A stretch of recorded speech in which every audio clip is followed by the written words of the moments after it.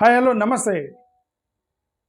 రఘురామకృష్ణరాజు గారు ఒక ఫోటో చూపించి, ఇదిగో రామాలయం దగ్గర, ఇది రామాలయము, పానకం పోస్తున్నారు చూడండి, ఇది 35 సంవత్సరాల క్రితం ఒక ఫోటో అని కోర్టుల్లో, పోలీస్ స్టేషన్లో, ప్రజా సంఘాల మధ్య ప్రజల వద్ద పెడుతున్న ఒక ఫోటో. ఇది ఈ ఫోటోనే, ఈ ఫోటో పంపించారు నాకు. అంటే రఘురామకృష్ణరాజు గారు చూపిస్తున్న ఏకైక ఒక సాలిడ్ ప్రూఫ్ ఇది ఈ ఫోటో అన్నమాట. అక్కడ అందరూ పానకాలు పోస్తున్నారు. ఓకే, సో అయితే ఈ ఫోటోలో ఒక ఆశ్చర్యం జరిగింది. ఇప్పుడు నాకు ఒక కాల్ వచ్చింది. ఇది వెనక చిన్న చిన్న పిల్లలు కనిపిస్తున్నారు చూసారా, ఆ చిన్న పిల్లలు ఒక పిల్లోడు ఫోన్ చేశాడు. ఫోన్ చేసి, సార్ ఆ ఫోటో ఏదైతే ఉందో ఆ చిన్నపిల్లలు పానకం తాగుతూ ఉన్నారు, పిల్లలు ఉన్నారు కదా, ఎవరైతే ఉన్నారో వాళ్ళలో నేను కూడా ఉన్నాను, నేను కూడా ఆ రోజు పానకం తాగాను, ఆ ఫోటో నాదే అని ఆ పిల్లోడు ఫోన్ చేశాడు. ఆ ఫోన్ చేసిన పిల్లోడు ఎవడంటే, ఇది వెనక నేను ఉన్నాను కాబట్టి ఇక్కడ ఫోన్లో చూపిస్తున్నాను మీకు. ఇది చూసారా, ఒక పిల్లోడు ఉన్నాడు వాళ్ళ మధ్యలో. ఇది ఇక్కడ ఉంటాడు, ఇది చూడండి, ఇది ఇక్కడ ఉన్నాడు, ఇది పిల్లోడు, ఈ పిల్లోడు అనమాట. ఇతను నాకు ఇప్పుడు ఫోన్ చేశాడు, పెద్దోడయ్యాడు. అప్పుడు పిల్లోడు, ఇతను పెద్దోడయ్యాడు. రఘురామకృష్ణరాజు గారు ఇది 35 సంవత్సరాలు 45 సంవత్సరాల నుంచి అది రామాలయం అది అని చెప్తున్నాడు ఒక రఘురామకృష్ణరాజు గారు. నాకు ఇప్పుడు ఈ పిల్లోడు ఫోన్ చేసి ఏం చెప్తాడంటే, సార్ నేను ఆ ఫోటోలో నేనున్నాను, అప్పుడు నా వయసు, నేను ఇతను లైన్లోకి తీసుకొని మాట్లాడతా. ఇప్పుడు ఈ పిల్లోడు ఫోన్ చేసిన పిల్లోడు లైన్లో తీసుకొని మాట్లాడతా. అతను ఏం చెప్పాడంటే, సార్ ఇప్పుడు అతను పుట్టింది 1999లో పుట్టాడట. 99లో పుట్టాడు. ఈ ఫోటోలో ఒక 5 to 10 ఇయర్స్ మధ్యలో పిల్లోడు. 99లో పుడితే 5 to 10 ఇయర్స్ మధ్యలో పిల్లోడు అంటే 2005 2006 ఫోటో అయి ఉండొచ్చు ఇది, అంతే కదా. అతను 99లో పుట్టాడు. దీంట్లో ఈ పిల్లోడు కనిపిస్తున్నాడు చూడటానికి. ఒక చూడండి, 10-15 సంవత్సరాల పిల్లోళ్ళకి కనిపిస్తున్నాడు.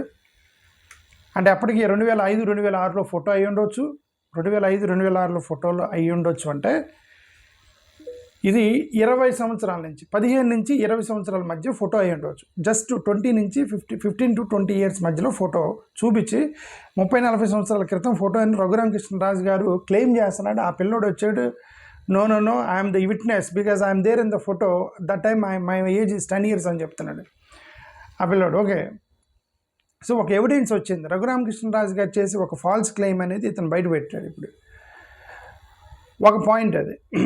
రెండోది, ఈ పిల్లోడు అక్కడ పానకం తాగేటప్పటికే లోపల రామాలయం లేదు, బయట పానకం పోస్తున్నారంటే ఏంటి అర్థం? వాళ్ళు వచ్చి బయట పానకం పోసుకొని పోయేవాళ్ళు. నేను కూడా ఉన్నాను అప్పుడు, మేము కూడా పిల్లలప్పుడు మేము పానకం తాగేవాళ్ళమే. అక్కడ లోపల విగ్రహాలు కానీ అది రామాలయం కాదు. వాళ్ళు వచ్చి బయట కూర్చొని వాళ్ళు పానకం పోసుకునే వాళ్ళు. అంటే అర్థం 20 సంవత్సరాల క్రితం కూడా రామాలయం కాదు, 20 years క్రితం కూడా అది రామాలయం కాదని ఈ పిల్లోని యొక్క ఉద్దేశం. అది రామాలయం కాకుండా మరి కరెంటు బిల్లులు కడుతున్నారు వాళ్ళు చాలా సంవత్సరాల నుంచి. అంటే చాలా ఏళ్ళ నుంచి దాన్ని రామాలయంగా కరెంటు బిల్లులు కడుతున్నారు, ఒక ట్రాన్స్ఫర్ చేయడానికి అనేది ఒకటి మనకు అర్థమైంది. ఓకే, ఇప్పుడు ఆ పిల్లని లైన్లోకి తీసుకొని మాట్లాడుతున్నాను. అతను ఏమంటాడో చూద్దాం. నేను అతనికి డైరెక్ట్ కాల్ చేస్తాను.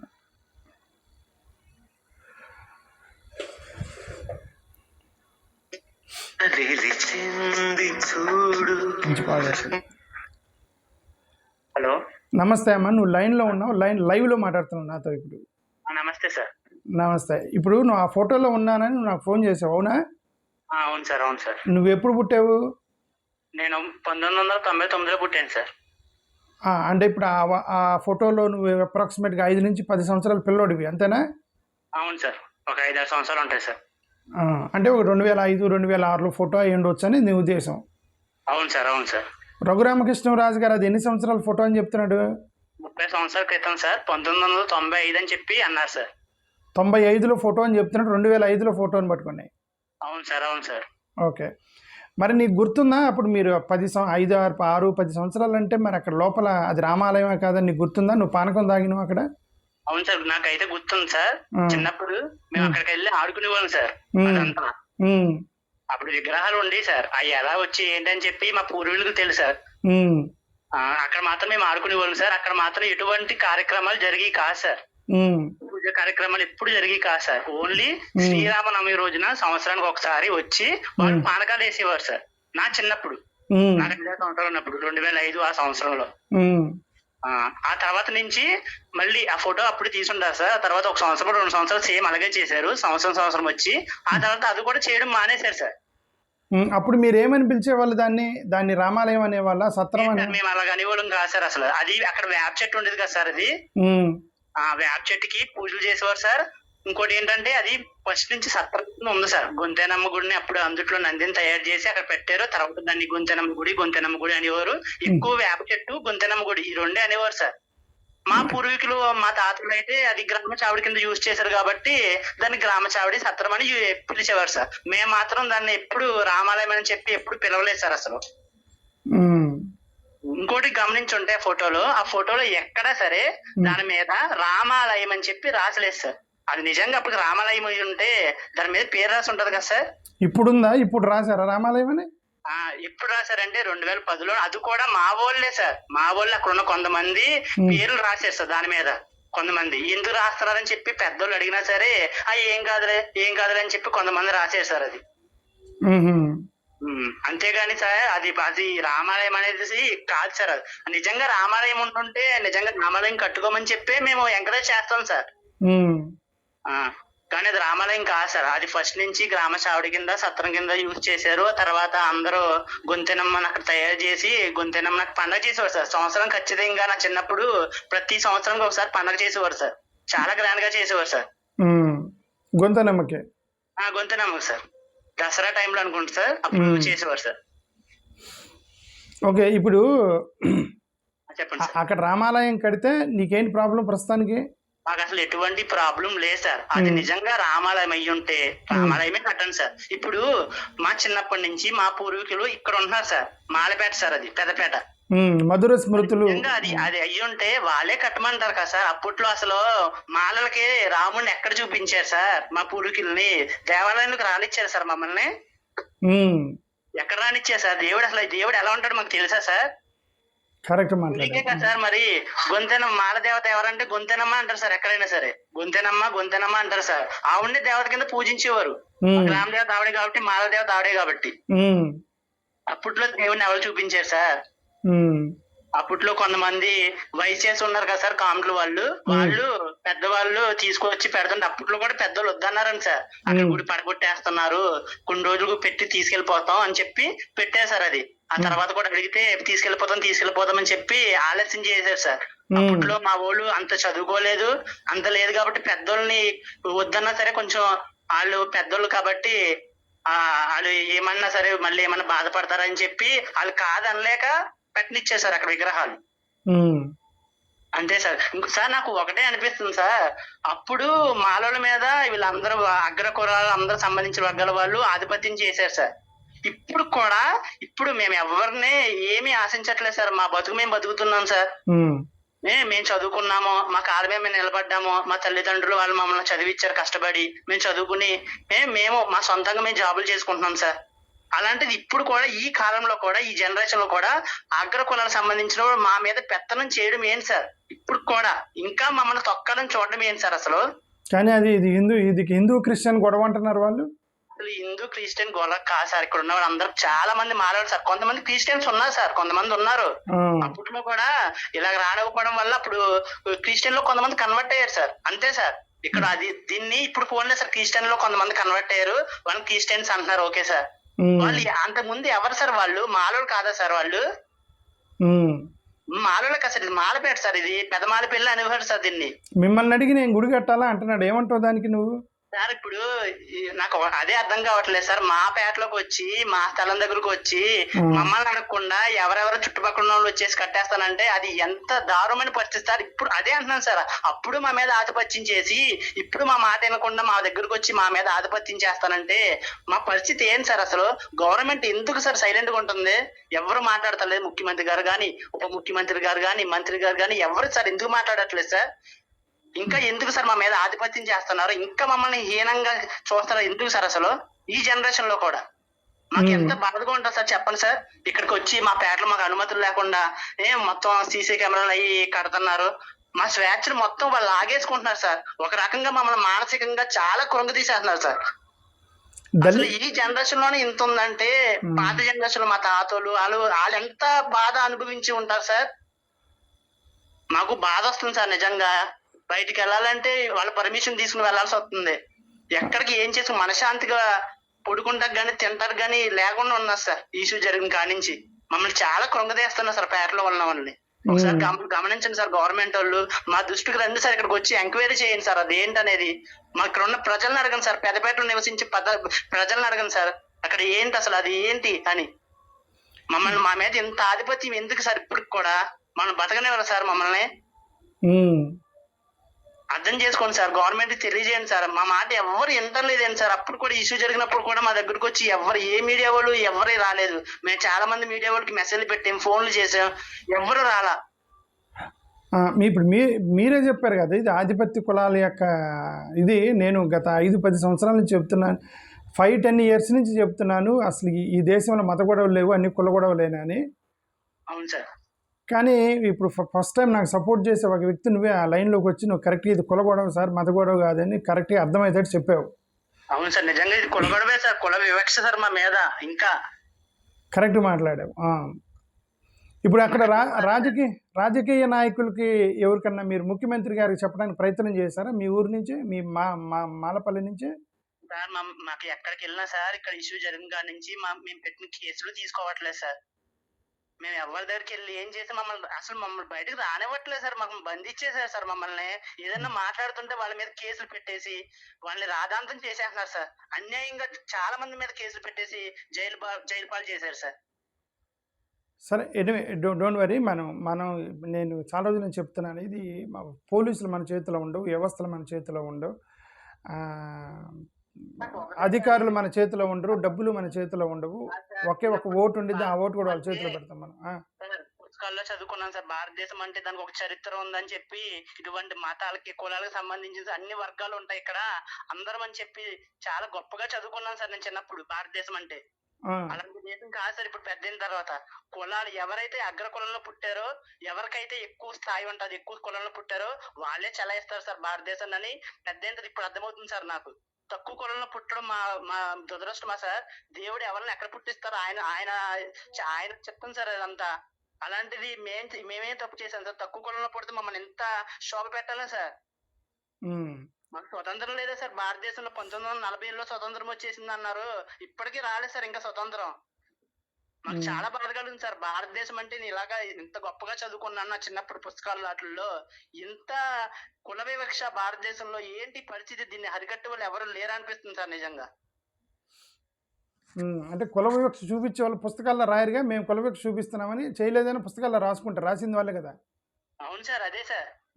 అందుకని మీరు చిన్నప్పుడు మీరందరూ చదివింది అందుకే కుల వివక్ష లేదని. గ్రౌండ్ లెవెల్లో అంతా ఉంది, ప్రతి గల్లీలో ఉండిద్ది. గ్రౌండ్ లెవెల్లో ఇది మొత్తం కూడా ఆధిపత్యం ఉండిద్ది. సరే, ఇంకేమైనా చెప్పాలా దాని గురించి? అదే సార్, మాకు న్యాయం కావాలి సార్. మాకు గవర్నమెంట్ స్పందించాలి సార్. ఇక్కడికి వచ్చి ఎంక్వైరీ చేయండి సార్. చుట్టుపక్కల ఉన్న వాళ్ళు ఎవరైనా ఎంక్వైరీ చేస్తున్నారు ఏంటి సార్? పెద్దపేటలో ఇష్యూ జరిగితే పెద్దపేటలో ఎంక్వైరీ చేయకుండా మిమ్మల్ని అడిగేది ఏంటి అనేది వాళ్ళ ఉద్దేశం ఏంటంటే, మాలవాళ్ళని అడిగి మేము చేసేది ఏంటి మరి? మాలపల్లిలో చెత్తకుండి ఇక్కడికి వచ్చి కట్టాల్సిన అవసరం ఏముంది? వాళ్ళకి సంబంధించిన ఏరియాలో కట్టుకోవచ్చు కదా సార్. అది నువ్వు చెప్పే అన్ని 100కి 1000% లాజికల్గా మాట్లాడుతున్నావు. వాళ్ళకి లాజిక్ అవసరం లేదు. వాళ్ళు అట్టయ్యారు, మాలవాళ్ళు మాకు ఎదురు తిరగటం అట్టయ్యారు, వాళ్ళు ఇదంతా చేస్తున్నారు. ఇది మాత్రం పక్క.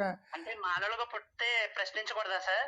తప్పు చేస్తే ప్రశ్నించకూడదంటే మరి ఇవన్నీ ఎందుకు జరుగుతున్నాయమ్మా? ప్రశ్నిస్తే ఎందుకు తీసుకెళ్ళి కొడుతున్నారు? ఎందుకు పోలీస్ స్టేషన్లో కొడుతున్నారు? ఎందుకు SC/ST కేసులు పెడతలేదు? ఎందుకు సొండూరులో ఊచకోత కోసారు? ఎందుకు కారంచేట్లో ఊచకోతలు కోసారు? అవన్నీ ఎవరిని? ఎస్సీలని కాదా సార్? అదే సార్, అందరూ ఇంకా కులంలోనే ఉంటున్నారు ప్రస్తుతానికి. మనుషులను మర్చిపోతున్నారు సార్ జనం. సరే, అదే కొద్దిగా ఎడ్యుకేషన్ పెరిగిన తర్వాత నీట్గా మాట్లాడుతున్నారు కానీ నీట్గా ఉండట్లేదు వాళ్ళు. ఎడ్యుకేషన్ పెరిగిన తర్వాత కుల వివక్ష లేదు, ఏం లేదు అంటున్నారు పైకి, బట్ ఆ లోపల ఇంకా అదే ఉంది అందరిలో. సరే, నువ్వేమన్నా ఇంపార్టెంట్ ఇష్యూ అని చెప్పాలా సార్? అదే సార్, మాకు న్యాయం కావాలి సార్. ఇక్కడికి వచ్చి ఎంక్వైరీ చేయమని సార్, గవర్నమెంట్ స్పందించమని సార్. ముఖ్యమంత్రి గారిని, ఉప ముఖ్యమంత్రి గారిని, మంత్రి గారిని స్పందించమన్నాను సార్ ఈ ఇష్యూ గురించి. బ్రదర్ నేను మీకు ఆకుపేటలో పెద్దపేట ప్రజలు ఆకువీడు పెద్దపేట ప్రజలకు నేను చెప్పేది ఏంటంటే సార్ గవర్నమెంట్ స్పందించదు, ప్రతిపక్షము స్పందించదు, దీని మీద మీకు టైం వేస్ట్. ఓకే, వాళ్ళిద్దరూ స్పందించరు. వినండి, నేను చెప్పేది వినండి. గవర్నమెంట్ స్పందించదు, ఎందుకంటే వాళ్ళకి న్యాయం అవసరం లేదు, మతం కావాలి. ఎందుకు ఓట్లు వేయరట, ఎక్కువ మంది హిందువులు ఉన్నారట, వాళ్ళు ఓట్లు వేయరట. మీ క్రిస్టియన్స్, ఎస్సీ ఎస్టీ మాలా మాదిగలు అయితే మాత్రం డబ్బులు తీసుకుని ఓటేస్తారని వాళ్ళ మైండ్లో ఉంది వాళ్ళందరికీ. వాళ్ళు 1000 రూపాయలు ఇస్తాం ఏమంటే వేయరు. కాబట్టి వాళ్ళు మాకు ఇది కావాలని పట్టుకొని కూర్చుంటారు. ఎస్సీలు అలా కాదు, 1000 రూపాయలు చేతులు పెడితే ఓట్లేస్తారు. సో కాబట్టి వాళ్ళు పొలిటికల్ పార్టీలు రెండూ స్పందించవు. నేను చెప్తున్నాను కదా, ప్రతిపక్షం స్పందించదు, ప్లస్ అధికార పక్షం టీడీపీ స్పందించదు, వాళ్ళు ఎవరు స్పందించరు. మీరే ప్రజల్లోకి వచ్చి అన్యాయం అని ప్రజలకు చెప్పండి, ఇంక న్యాయం దేవుడో చెప్తాడు. ఓకే, నేను మీ తరపున ఈ ఛానల్ పెట్టి నేను మీ తరపున చాలా రోజుల నుంచి వీడియోలు ఎందుకు పెడుతున్నానంటే నాకు తెలిసి మీకు న్యాయం జరగదని, బట్ ప్రజలకు తెలియాలి ఇది అన్యాయం అని. న్యాయం జరగకపోయినా అన్యాయం అని తెలియాలి ప్రజలకి. అందుకని నేను మీ తరపున వచ్చి వీడియోలు పెడతాను నేను రోజు. అది సంగతి. మనం సరే అలాగే చెప్దాము, ఇట్లాంటి ఏమైనా ఎవిడెన్స్లు ఉంటే పంపిస్తూ ఉండి మన ప్రజలకు చెప్దాం ఇది అన్యాయం అని. ఓకే సార్, తప్పకుండా సార్.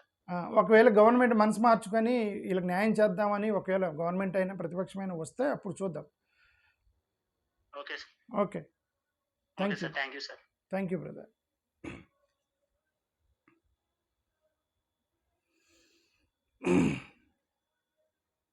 సో ఇది సంగతి. ఇప్పుడు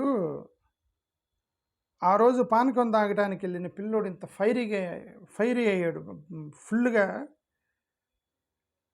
ఎంత అగ్రెసివ్గా మాట్లాడి మీరు చూశారు కదా. ఈ పిల్లోడు చిన్న పిల్లోడు, ఇప్పుడు చూశారు. అప్పుడు మేము చదువుకున్నది వేరు, ఇప్పుడు చూసింది వేరు అని చెప్పేసి పానకం తాగడానికి వెళ్ళిన ఒక చిన్నపిల్లోడు అతను ఏం మాట్లాడాడు మీరు చూశారు. సరే, గవర్నమెంట్కి మేము ఒకటే రిక్వెస్ట్ చేస్తున్నాము, గవర్నమెంట్ చంద్రబాబు నాయుడు గారికి, లోకేష్ గారికి ఒకటే రిక్వెస్ట్ చేస్తున్నాం. నాకైతే ఓపు లేదు, బట్ నేను చెప్తున్నా, ఆ పిల్లోడు అడిగాడు కాబట్టి న్యాయం చేయండి వాళ్ళకి. మీరందరూ వెళ్ళి ఇది న్యాయం అని, ఇది ఎవరి చట్టం అయితే వాళ్ళు కట్టండి అని అన్నారు. వాళ్ళు అడుగుతున్నారు. ఇంకొకసారి చెప్తున్నాం మీకు, మాలోళ్ళని అడిగి మేము గుడి కట్టాలా, వాళ్ళని అడిగి మేము గుడి కట్టాలా అంటే వాళ్ళ పాలనలో వాళ్ళ ఇళ్ళ మధ్య వాళ్ళ దగ్గర వాళ్ళని అడగకుండా ఎవరు కడతారు? ఇప్పుడిప్పుడుగా వీళ్ళు రామాలయమే మీ దగ్గర కడతామంటే మీరు కట్టనిస్తారు. రామాలయమే కడతానన్నారు అనుకోండి, చందాలు వేసుకొని తలా 10 రూపాయలు చందాలు వేసుకొని కమ్మల మధ్య, రెడ్ల మధ్య, రాజుల మధ్య మేము లేకపోతే బ్రాహ్మణుల కాలనీలో గుడి కడతాము, మీ పర్మిషన్ లేకుండా కడతాము, ఎవడు అడ్డం వస్తాడో చూస్తాడంటే మీరు ఊరుకోరుగా? అది రామాలయం అయినా సరే మా కాలనీలో మమ్మల్ని అడగాలి కదా అంటారు కదా మీరు. ఆ న్యాయం వీళ్ళకి ఎందుకు లేదు? నేను ఆ రోజు నేను చెప్తాను, రామాలయానికి మేము వ్యతిరేకం కాదు, ఈ పిల్లల వ్యతిరేకం కాదు, ఆ కాలనీ వ్యతిరేకం కాదు. నక్సలైట్లతో అయినా సరే మీరు చర్చలకు పిలిచారు, కానీ దౌర్జన్యంగా, దౌర్భాగ్యంగా ఆ పిల్లలు, ఆ యొక్క మాల పిల్లలు మీరు దౌర్జన్యం చేస్తూ గుడి కడుతున్నారు అక్కడ. ఇది very clear and transparent. Even ఈ ఫోటో కూడా బయటకు వచ్చినాక it's very clear and transparent. 20 years క్రితం కూడా అది రామాలయం కాదు, బయటే పానకాలు పోస్తున్నారు. లోపల ఒక పూజారి ఉండాలి, అది రామాలయం అయితే లోపల ఒక పూజారి ఉండాలి, మండపాలు ఉండాలి, ఇవన్నీ ఉండాలి కదా. రామాలయం ముందు మీరు పానకాలు పోస్తుంటే ఆ లోపల చాలా రామాలయం స్ట్రక్చర్ ఉండాలి కదా. బయటే పానకం పోస్తున్నారు అంటే అది ఫుల్ ఫ్లెడ్జ్డ్ రామాలయం కాదు. ఏదో విగ్రహాలు తెచ్చి పెడితే పెట్టుండొచ్చు, ఆ పిల్లోడు చెప్పినట్టు. ఇప్పటికైనా నా రిక్వెస్ట్ ఏంటంటే ప్రజలతో చర్చించి కట్టండి. రామాలయం కాకపోతే ఆ పక్కనే ఆంజనేయ స్వామి గుడి కూడా కట్టండి, బట్ వాళ్ళకి చర్చించండి. మేము చర్చించము, నువ్వు ఎవడరా చర్చించడానికి, నువ్వు మాలనా కొడుకువి అని మీకు మైండ్లో పెట్టుకుని పోతాను. మేమేం చేయలేము, వాళ్ళు ఏం చేయలేరు, మేమేం చేయలేము. ఇది నేను ఇంక బూతులు మాట్లాడుతున్నా. వాళ్ళ మైండ్లో వీళ్ళు మాలనా కొడుకులు వీళ్ళని అడిగేది ఏందిరా, మనం కట్టుకుంటూ పోతామనంటే ఈ దళిత రాజకీయ నాయకులు ఏం చేస్తున్నారు? ఇక్కడ మాకు వచ్చే క్వశ్చన్ ఏంటంటే, మీరేదో అనుకుంటున్నారు, మేము మాత్రం దళిత ఎస్సీకి సంబంధించిన 2 పార్టీల్లో, వైఎస్సీపీలో ఉన్న ఎస్సీలు ప్లస్ టీడీపీలో ఉన్న ఎస్సీలు, జనసేన, బీజేపీలు ఎవరెవరైతే ఎస్సీలు రిప్రజెంటేటివ్స్ ఉన్నారో డెఫినెట్గా మిమ్మల్ని గొడవ చేస్తాం ఏదో ఒక రోజు. మీరు ఇలా సైలెంట్గా కూర్చోకూడదు. ఎందుకు అంత దౌర్జన్యంగా వచ్చి ఒక మాలపల్లె మీద వాళ్ళని అడగకుండా మేము కడతాము, వాడు ఎవడరా మాలనా కొడుకు అన్ని అడిగేది ఏంద్రా అని వాళ్ళు అనుకుని వాళ్ళు ముందు వెళ్ళి కడుతూ ఉన్నప్పుడు ఒక్క దళితుడైనా, టీడీపీ నుంచి అయినా ఒక్క దళితుడైనా సరే బయటకు వచ్చి ఇది అన్యాయం అని మీరు ఎవరు చెప్పలేపారు? ఒక్కరు కూడా. సరే, గవర్నమెంట్లో వైసీపీ వాళ్ళు ఒక్కరు కూడా అనలేదు. మాకు బాధాకరం ఇది. 1950 షెడ్యూల్ క్యాస్ట్ ఆర్డర్కి సంబంధిస్తే ఎక్కడెక్కడో రాష్ట్రాల్లో ఉన్నటువంటి దళితులు స్పందించారు. సరే వాళ్ళు ఎలా స్పందించరు, జగన్ గారు స్పందించరు. ఎందుకంటే జగన్ గారు టార్గెట్లో ఉన్నారు, వాళ్ళ రిలీజన్ మీద టార్గెట్లో ఉన్నారు. జగన్ గారు మాట్లాడరు దాని మీద. ఎందుకు ఊరికే ట్రోలింగ్ చేస్తారు, జగన్ మాట్లాడుకుని ట్రోలింగ్ చేస్తూ ఉంటారు జగన్ మీద. కాబట్టి ఆయన కేర్ఫుల్గా ఉన్నాడు అనుకోండి, జగన్ కేర్ఫుల్గా ఉన్నాడు, పార్టీ కేర్ఫుల్గా ఉంది. దళితులు ఎందుకు, ఒకవేళ మీరు పార్టీలో మెంబర్షిప్ తీసుకుంటే ఇక సర్వస్వం జీవితాంతం నీ పర్సనల్ ఫ్యామిలీ కుటుంబాన్ని కూడా తాకట్టు పెట్టారా మీరు పొలిటికల్ పార్టీలకి? పర్సనల్ వ్యక్తిగత జీవితం అనేది ఒకటి ఉండేది కదా, రాజకీయ నాయకులకి వ్యక్తిగత జీవితం అనేది ఒకటి ఉండేది కదా. సరే ఇది నా పర్సనల్గా నేను స్పందిస్తున్నాను, పార్టీ తరపున స్పందించట్లేదు, జగన్ తరపున స్పందించట్లేదు, చంద్రబాబు నాయుడు తరపున స్పందించట్లేదు, టీడీపీ తరపున స్పందించట్లేదు, ఒక మానవుడిగా స్పందిస్తున్నాను, ఒక మాదిగోనిగా స్పందిస్తున్నాను, ఇది అన్యాయం అని చెప్పలేకపోయారా? పర్సనల్గా కూడా అంటే మీరు పొలిటికల్ పార్టీల్లో ఉంటే పర్సనల్గా కూడా మాట్లాడేటువంటి స్వేచ్ఛ కోల్పోయారా? ఈ డెమోక్రటిక్ సిస్టంలో స్వేచ్ఛ పెరగాలి కానీ స్వేచ్ఛను కోల్పోవటం ఏంటండి? You should have freedom in the democratic system. ఈ దళిత ఎమ్మెల్యేలు, ఎంపీలు, రాజ్యసభ ఎంపీలు, రాజ్యసభ ఎమ్మెల్సీలు కొద్దిగా నా సిగ్గు తెచ్చుకోండి బ్రదర్. మీ అందరు కొద్దిగా నా సిగ్గు తెచ్చుకోండి. ఎంతకని చెప్పదలుచుకుంది ఏం లేదు, అందరు రాజకీయ నాయకులు మొత్తానికి. పొలిటికల్ పార్టీస్ మాట్లాడొద్దని మీకు చెప్పారా? 100% వాళ్ళు చెప్పు ఉంటారు. వాళ్ళు ఏంటంటే దీనికి గెలుకుంటే హిందువులు ఓట్లు పోతాయేమని ఉన్నారు తప్ప వాళ్ళు మీకేం ఫోన్ చేసి మీరెవరు రామాలయం గురించి మాట్లాడకూడదని మీకు చెప్పారా? వైసీపీ వాళ్ళు చెప్పారా, టీడీపీ వాళ్ళు చెప్పారా, జనసేన వాళ్ళు చెప్పారా, బీజేపీ వాళ్ళు చెప్పారా? బీజేపీ వాళ్ళు చెప్తే చెప్పుండొచ్చు, జనసేన వాళ్ళు చెప్తుండొచ్చు, టీడీపీ వైసీపీ వాళ్ళు చెప్పారా మీకు? నా తెలిసిన వరకు వాళ్ళు చెప్పుండరు. వాళ్ళు ఏంటంటే ఏంద్ర ఈ మత గొడవలు మన ఓట్లు దొబ్బేదట్టుకున్నాయని వాళ్ళు టెన్షన్లో ఉండుంటారు అంతే. ఇప్పుడు వీళ్ళే సెల్ఫ్గా ఊహించుకోవటం, వామ్మో నేను దీని గురించి మాట్లాడితే పార్టీ ఆఫీస్ నుంచి కాల్ వచ్చి ఇమ్మీడియట్గా సస్పెండెడ్ అంటారు నన్ను, వీళ్ళు భయపడటం. ఈ భయపడుతూ బతకడం ఎందుకు స్వామి మీరు? రాజకీయ నాయకులు భయపడుతూ బతకడం ఎందుకు మీరు? వాళ్ళు ఒకవేళ కాల్ చేసి ఎందుకన్నావా అంటే మీరు ఎక్స్ప్లెనేషన్ ఇచ్చుకోవాలి. ఏమంటే డైరెక్ట్గా కళ్ళ ముందు మా దళిత సంఘానికి అన్యాయం జరుగుతున్న మాట్లాడకూడదని మీరు ఎక్స్ప్లెనేషన్ ఇచ్చుకొని కాన్ఫిడెంట్గా ఉండాలి కదా. ఎమ్మెల్యేలు, ఎంపీలు వీళ్ళందరూ కూడా ఏది మీరు చేసేదండి? ఓకే, మీ అందరినీ అసలు రీకాల్ సిస్టమ్ ఉంటే మొత్తం రీకాల్, కనీసం మా దళితుల వరకన్నా రీకాల్ సిస్టమ్ పెట్టండి సార్. మీ గవర్నమెంట్కి రిక్వెస్ట్ ఏంటంటే దళితుల వరకన్నా రీకాల్ సిస్టమ్ పెట్టండి. మా దళిత యొక్క ఎమ్మెల్యేలు మాకు రిప్రజెంట్ చేయకుండా వేరే వాళ్ళకి రిప్రజెంట్ చేస్తే మేము పీకేస్తాం బయటికి. అందరిని ఓట్లు చేసేసి వెనక్కి పీకే విధంగా మా దళిత ఎమ్మెల్యేలు, దళిత ఎంపీలు వీళ్ళని రీకాల్ సిస్టమ్ పెట్టండి. మిగతా మీరు పెట్టుకోకండి, మా దళితుల వరకు రీకాల్ సిస్టమ్ పెట్టండి. లేదంటే మా యొక్క రిప్రజెంటేషన్ ఇచ్చే విధంగా ఇవ్వండి. ఇంత పెద్ద అరాచకం జరుగుతుంటే ఎమ్మెల్యేలు, ఎంపీలు, దళితుల గురించి మాట్లాడుతారు. మా హోమ్ మినిస్టర్ మాట్లాడదు. ఓకే, కొంతమంది అన్నలు ఉన్నారు, వాళ్ళు నేను రోజు మాట్లాడుతున్నాను వాళ్ళతోటి. ఇప్పుడు వైసీపీ వాళ్ళతో మాట్లాడుతూనే టీడీపీ వాళ్ళు అన్నతో టీడీపీ ఒక ఎమ్మెల్యే అన్న మాట్లాడుతున్నట్టు రోజు ఒక వైసీపీలో ఉన్న ఒక పెద్ద క్యాబినెట్ స్థాయి అన్న మాట్లాడితే ఇద్దరు దళితులే. పాపం వాళ్ళకి మీ మీద ప్రేమ ఉంది, నేను వాళ్ళు తప్పు అంటలే, వాళ్ళు నేను రోజు మాట్లాడుతున్నాను, వాళ్ళకి మీ కమ్యూనిటీ మీద ప్రేమ ఉంది. వాళ్ళు ఏంటంటే ఇది అన్యాయం జరుగుతుందని వాళ్ళకే తెలుసు. అరే అన్యాయంగా మన దళిత కమ్యూనిటీని చేస్తున్నారని ఇద్దరు అంటున్నారు, వైసీపీ వాళ్ళు, టీడీపీ వాళ్ళు ఇద్దరు అంటున్నారు. అంటే వైసీపీలో ఉన్న దళితులు, టీడీపీలో ఉన్న దళితులు ఇద్దరికి కూడా ఇది అన్యాయం అని అర్థమైపోయింది. దళిత కమ్యూనిటీ ఎప్రెస్ చేస్తున్నారని అర్థమైంది కానీ పొలిటికల్ పార్టీలో ఎందుకు వచ్చిన గొడవలే అని చెప్పి బయటికి రాబోతే స్వేచ్ఛను కొద్ది a political system and administration should give you the freedom, not the slavery. మీకు స్వేచ్ఛను ఇవ్వాలి, డెమోక్రాటిక్ సిస్టంలో ఉండాలి. ఇదేంటే పార్టీకి నేను కట్టుబడి పనిచేస్తాను, నాయకుడికి నేను కట్టుబడి ఉంటాను, బట్ నాకు ఒక వ్యక్తిగత జీవితం అనేది ఉంది, మాకు మా కమ్యూనిటీని, నా కుటుంబాన్ని నేను కాపాడుకోవాలి అని మీరు రిక్వెస్ట్ చేసి బయటకు వచ్చి ఇప్పుడైనా మాట్లాడండి దాని మీద. ఇది అన్యాయం అని చెప్పండి. దళిత ఎమ్మెల్యేలు, ఎంపీలు మిమ్మల్ని గొడవ చేస్తాం ఇప్పుడే చెబుతున్నా. మీరేమైనా అనుకుంటున్నారేమో వచ్చి కార్లకు అడ్డం పడతాం మేము వచ్చేదో ఒక రోజు. మేము చెప్తున్నాము 100% కార్లకు అడ్డం పడతాము ఎస్సీ ఎమ్మెల్యేలు, ఎంపీలకు సంబంధించి. చూస్తూ ఉండండి. మీరు ఇలానే సైలెంట్గా మూతికి స్టిక్కర్లు వేసుకుని వచ్చి కాళ్ళకి అడ్డం పడి టైర్ల కింద పడతాం. మమ్మల్ని దొక్కించుకుని పోయి చంపేయండి, మాకేం ప్రాబ్లం లేదు. మీరు బయటకు వచ్చి మీ కమ్యూనిటీ మీరు కాపాడుకోండి. అడగండి, ఇదేంటి సార్ అన్యాయం కానీ అడగండి. చర్చా కార్యక్రమాలు పెట్టండి. పోయి ఆకుపీటలో వెళ్ళి మాలలతో మాట్లాడి అరే ఎందుకు ఈ గొడవంత, ఎందుకు రామాలయం కట్టుకొని అదన్నా చెప్పండి. లేదు కడతానికి లేదు అదన్నా చెప్పండి. ఎవరి పని వాడు చూసుకుంటే అక్కడ 70 మంది మీద దళితుల మీద కేసులు పెట్టి 70 మంది దళితులు అన్యాయం అయిపోయి ఒక కాలనీని చిత్రహింసలు పెడుతుంటే మీరందరూ సైలెంట్గా ఉంటారా? ఎమ్మెల్యే, ఎంపీలు, దళితులు ఇక్కడ రిజర్వేషన్ మీద తీసుకునే వాళ్ళు సో సాడ్ ఇది. థ్యాంక్ యూ, నమస్కారం.